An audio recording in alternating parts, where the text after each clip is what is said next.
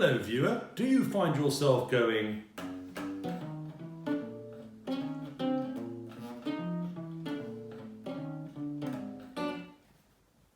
well, don't do it, it's naughty. Okay, so playing in a duo with a singer or a saxophone player is one of the most common jazz guitar gigs you're likely to get, but also presents like big challenges, okay? And one of the big challenges is not only how do you accompany somebody and not make it sound empty, but also how do you switch into solo mode and play a solo or an improvisation that sounds complete in itself and not empty. Because if you just do heads all the time, you're gonna get through a lot of tunes. So you're gonna need to fill up time, and soloing and improvising is obviously part of jazz as well, so we like to do it. And I think like one big problem comes from the way we accompany. So for me, as a jazz guitarist, I want to play in a very organic way. I always want to feel like I'm going to pick up the guitar and play and improvise and make music on the spot. I don't want to feel like I'm boxed into doing an arrangement or anything else. So before I sort of go on, that's kind of really important to me. The very first guitarist, probably the two guitarists which I started listening to because they were very well known among guitar players and because they're very impressive players who play frequently on their own and frequently have to take solos on their own, are Joe Pass and Martin Taylor, right? So they both have an accompaniment style which, in the simplest sense can be thought of as being a bit like this.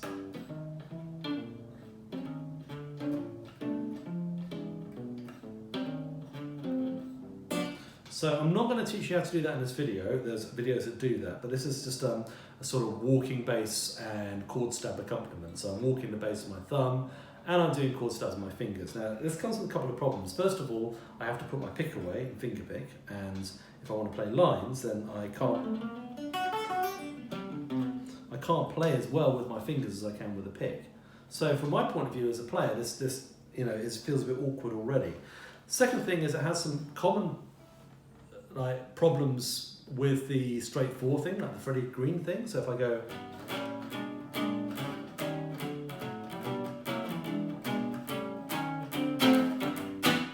which is again similar in many ways, or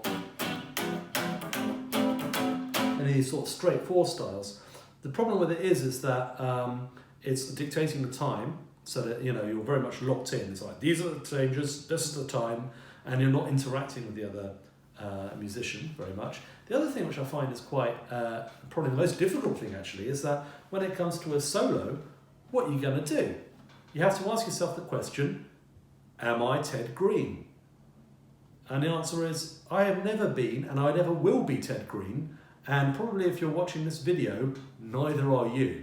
Okay? So Ted Greene, amazing fingerstyle guitarist, not just jazz guitarist, but he recorded amazing versions of standards with bass lines and melodies and accompaniment all going on at the same time, changing key on a whim. You can improvise in the style of Bach. This is a big deal. I can't wait to get to that level before I go and do my Sunday afternoon duo jazz gig in a restaurant. I can't wait to develop those chops. It's going to take a while because I don't have those chops. I probably never will have those chops, So this leaves this question of okay, so how do I make life easy for myself? And the answer is, if you do that walking bass thing, you're making life really difficult for yourself because people are going to miss it when you start soloing. I'll give you an example. Let's go around as 1-6-2-5.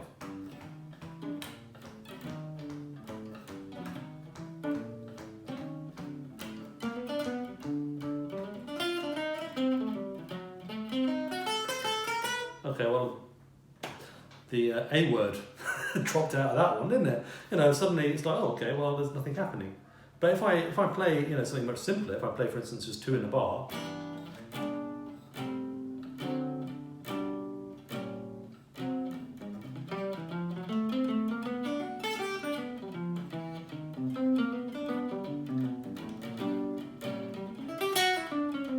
it feels more organically connected to me anyway. I don't know whether you agree with that, but it feels like I don't have to freak out quite so much.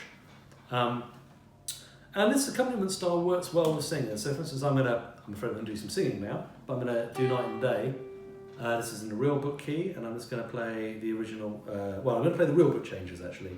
Night and day, you are the one, only you beneath the moon and under the sun. Whether near to me or far, it makes no difference where you are, I think of you. Night and day. Okay, so there's enough going on in the melody that I don't need to play that much underneath it. Night and day, you are the one. That's what I want. What I might want here is a little fill, so maybe I'll do an E flat 7 thing. Only you beneath the moon and under the sun. C7 here.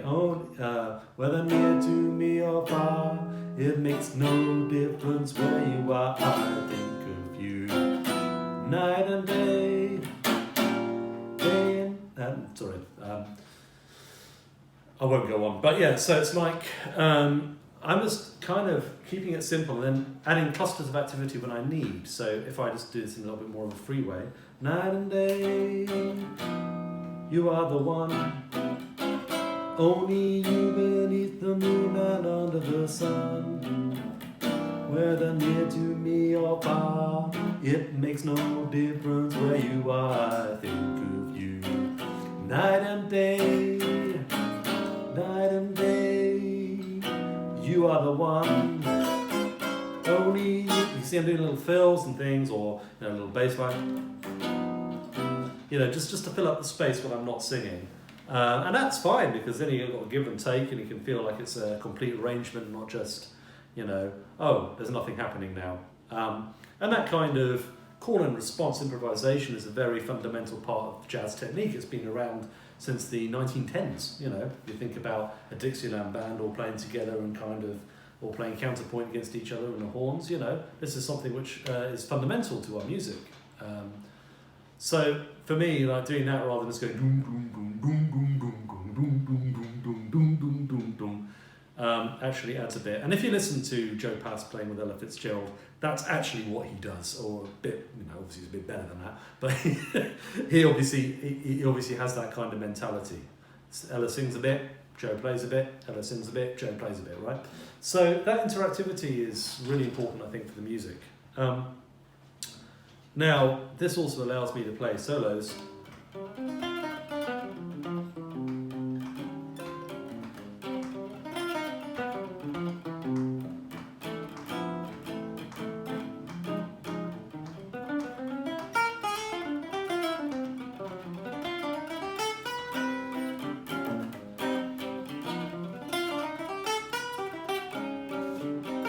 Which incorporate both single note lines and chords. And I can do it in a very organic way, and it doesn't feel like it's going to be a big problem, right? Okay, so that's the way I do it. I think comping wise, just keeping it in 2, 1, 2, 3, 4, 1, or even 1 in a bar, 3, 4, 1, 2, 3, 4, 1, 2, and adding little clusters of detail in to keep the tempo moving.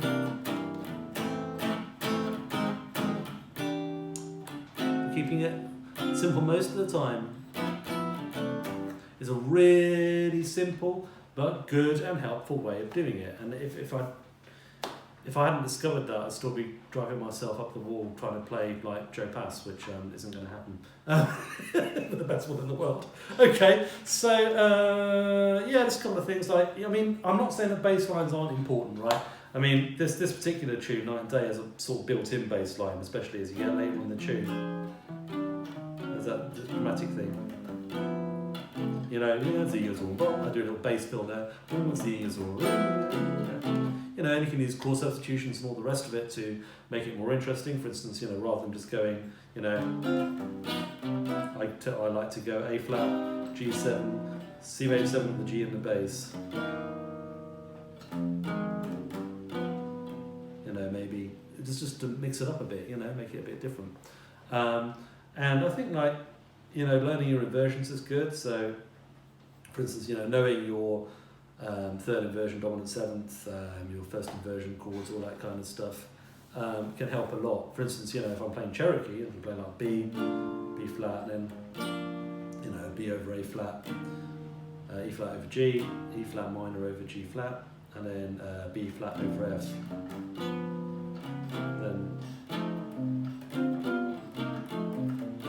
you know, just makes it more interesting to listen to. And the better you get at doing like you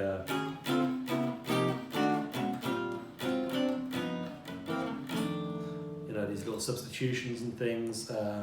Peter Bernstein is obviously a master at doing this kind of thing. He's my model for most things when it comes to comping.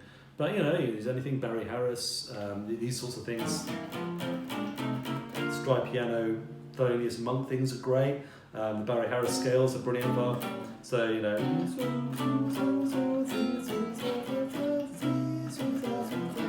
you know, they're great for kind of giving you sort of little runs and things that you can play to fill up the space.